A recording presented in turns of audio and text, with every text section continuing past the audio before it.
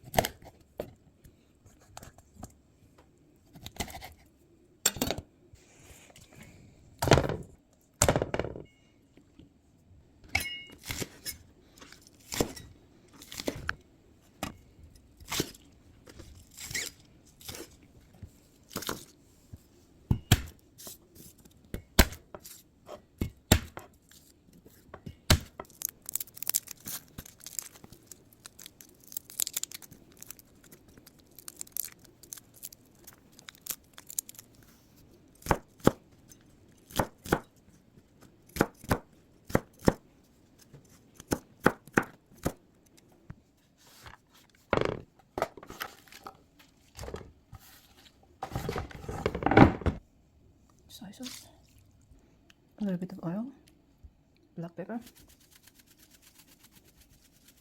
salt, onion powder, a little bit of white vinegar, and time to cook it. From there, we're gonna add a little bit of water and bring it to boil.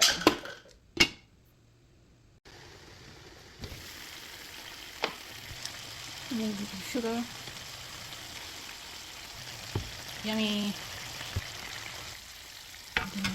Kain na tayo, kain na.